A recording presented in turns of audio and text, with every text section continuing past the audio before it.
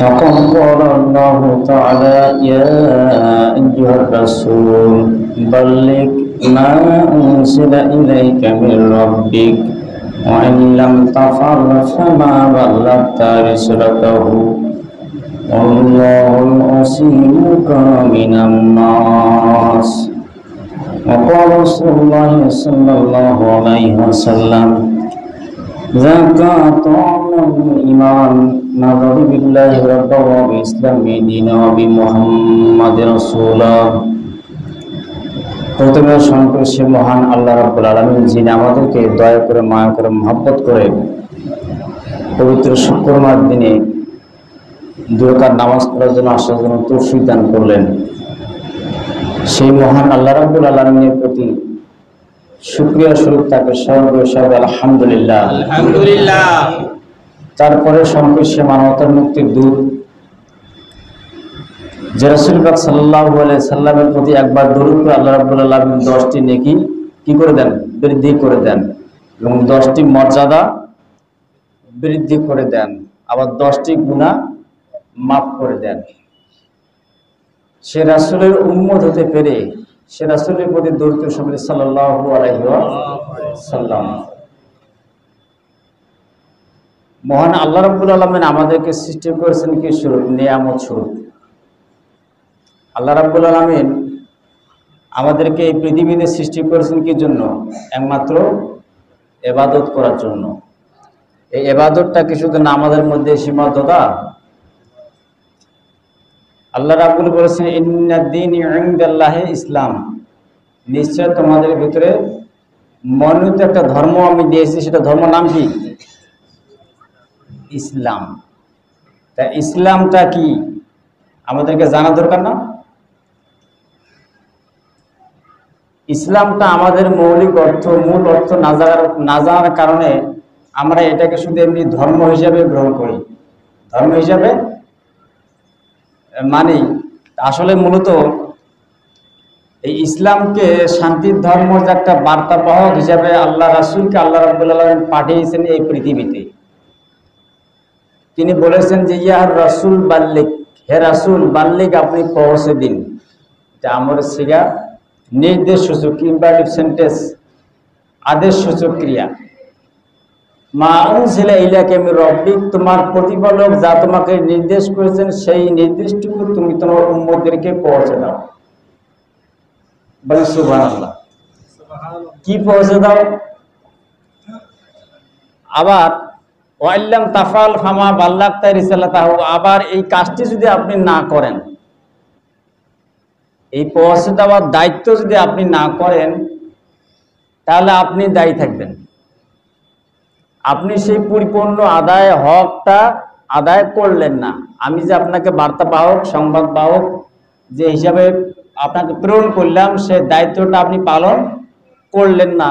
আপনার উম্মত, আমার বান্দা, সেই দাওয়াটা আপনার গ্রহণ করুক বা না করে, আপনি আপনার দায়িত্বটা পৌঁছে দেন। সেই দায়িত্ব পৌঁছে দেওয়ার আপনার সিদ্ধান্ত, তারা পালন করুক না করুক তাদের সিদ্ধান্ত। তারা যদি জান্নাত যাওয়ার একটা সুযোগ তৈরি করে দেন, যাওয়ার চেষ্টা করেন, তারা পালন করবে। আর তারা যদি জাহান্নামের ভিতরে থাকতে চান, তারা পালন করবে না। আপনি আপনার দায়িত্ব পালন করেন। আর যদি এই দায়িত্বটা আপনি পালন না করেন, তাহলে আপনি আপনার পরিপূর্ণতার দায়িত্ব, যে হক, আপনার যে দায়িত্ব আমি দিয়েছি, সেটা পালন আপনি করলেন না। এর ভিতরে কিন্তু বিপদ আপদ আসতে পারে। তাহলে ইসলামটার ভিতরেই এই দায়িত্বটা দিয়েছেন আল্লাহ রাসূল তার উম্মতদেরকে পথভ্রষ্টতার দিক থেকে ফিরে আসার জন্য, তারা যেন অসামাজিক কার্যকলাপে লিপ্ত না হয়, সামাজিকভাবে শান্তিতে যেন দুনিয়াতে বসবাস করতে পারে। সেই জন্য তিনি দাওয়াতটা দিয়েছেন ইসলামের। কিসের দাওয়াত? যে ইসলামটা যদি আপনি নিজের জীবনে বাস্তবায়ন করতে পারেন, দিন ইসলামটা, তাহলে আপনি দুনিয়াতেও শান্তি এবং আখিরাতেও শান্তি। প্রথমে আল্লাহ রাসূলকে একজন বার্তাবাহক হিসেবে প্রেরণ করলেন। উদ্দেশ্য কি?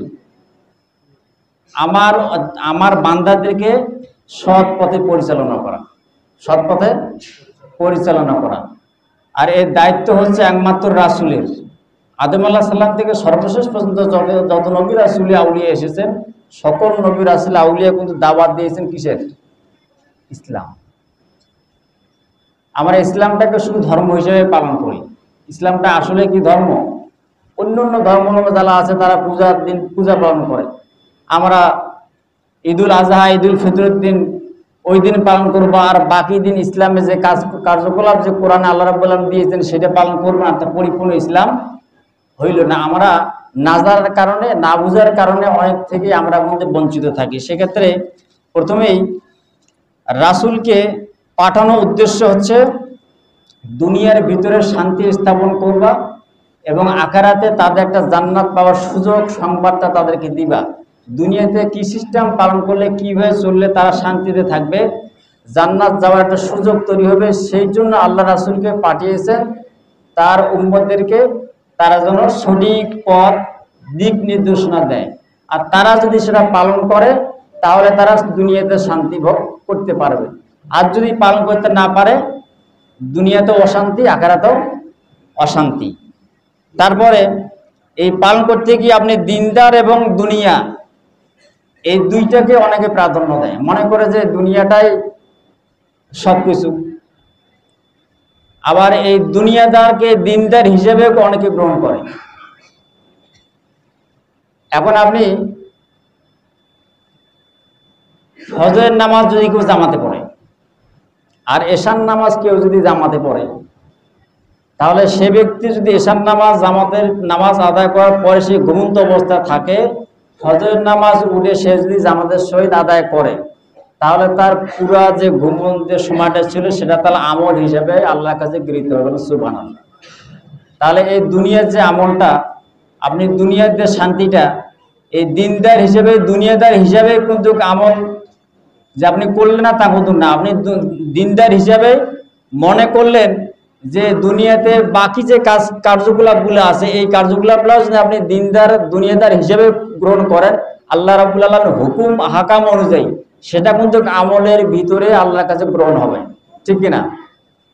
তাহলে আপনি ওই যে কাজটি করলেন, এশার নামাজ জামাতে পড়লেন, ঘুমন্ত অবস্থা থাকলেন, আবার ফজরের নামাজ জামাতে পড়লেন, তাহলে এইটা আপনার পুরা রাত্রিটা আপনার আমল হিসেবে আল্লাহর কাছে গ্রহণ হবে।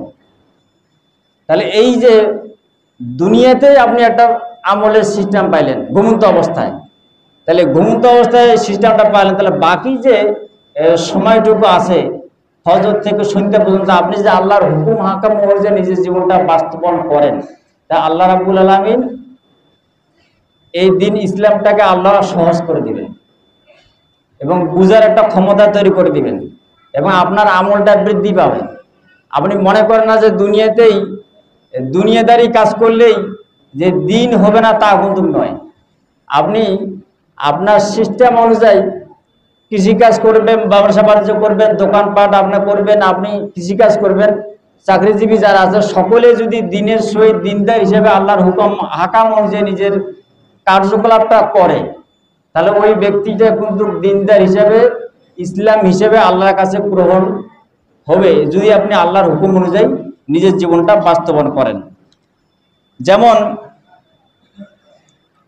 অমুসলিম হয়ে আমাদেরকে মুসলিম হিসেবে আল্লাহ রাব্বুল আলামিন সৃষ্টি করেছেন, আমাদেরকে যদি অমুসলিম হয়ে সৃষ্টি করত তাহলে আমরা আল্লাহর নিয়ামত থেকে বঞ্চিত থাকতাম। কি থাকতাম? বঞ্চিত থাকতাম। আল্লাহর কাছে শুকরিয়া আদায় করা দরকার যে আল্লাহ রাব্বুল আলামিন আমাদেরকে যে মুসলিম হিসাবে, মুসলিমের পরিবার, মুসলিম সন্তান হিসাবে আমাকে আল্লাহ রাব্বুল আলামিন দুনিয়াতে প্রেরণ করেছেন, সেই জন্য শুকরিয়া আদায় করে সব আলহামদুলিল্লাহ। যদি হিন্দু খ্রিস্টান হিসেবে আমাকে প্রেরণ করতেন তাহলে আমার অবস্থান থাকতো কোথায়? দুনিয়াতে অশান্তি, আখিরাতেও যে আমি হায়াতাত দুনিয়া ওয়াল আখিরাতু খায়রু ওয়া বাকা, হাজার হাজার কোটি কোটি বছর যেখানে থাকা লাগবে সেই জায়গাটা আমাকে অশান্তি ভোগ করে থাকা লাগবে। সেই জন্য আল্লাহর কাছে শুকরিয়া স্বরূপ নিয়ামত আমরা যে পেয়েছি সেই জন্য আমাদেরকে শুকরিয়া আদায় করা দরকার, আছে না নাই? এখন তাওহীদ, রিসালাত এবং আখিরাত, এই ইসলামকে জ্ঞানটা আপনার বৃদ্ধি করতে হলে আপনার তাওহীদ, রিসালাত, আখিরাত জানা লাগবে। যেমন এটা মূল নীতি ইসলামের।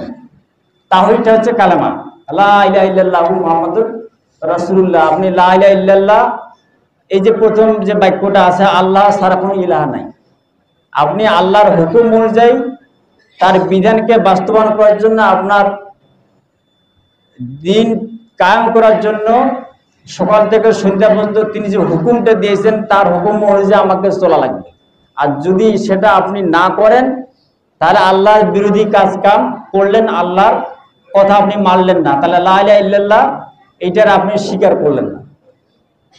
তাহলে এটা লা ইলাহা ইল্লাল্লাহ আপনার স্বীকার করা মানে আল্লাহ যা হুকুম দিয়েছেন সেই তদ অনুযায়ী আপনাকে নিজের জীবনটা কি করা, বাস্তবায়ন করা। দ্বিতীয় বাক্য হচ্ছে মুহাম্মাদুর রাসূলুল্লাহ, আল্লাহ রাসূল যে আদর্শ আমাকে দিয়েছেন, আতিউল্লাহ ওয়া আতিউর রাসূলা লাআল্লাকুম তুরহামুন, আল্লাহ এবং রাসূলের আনুগত্য করো, তারপরে তোমাদের প্রতি রহম করানো হবে।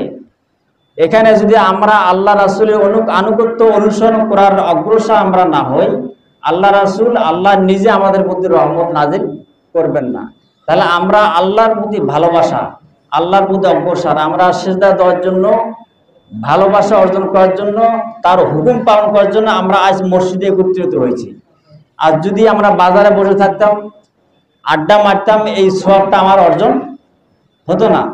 তদ্রূপ আল্লাহ রাব্বুল আলামিনের হুকুম, আল্লাহ রাসূলের অনুসরণ অনুকরণ মানতে হলে আপনাকে তার আনুগত্য পালন করা লাগবে।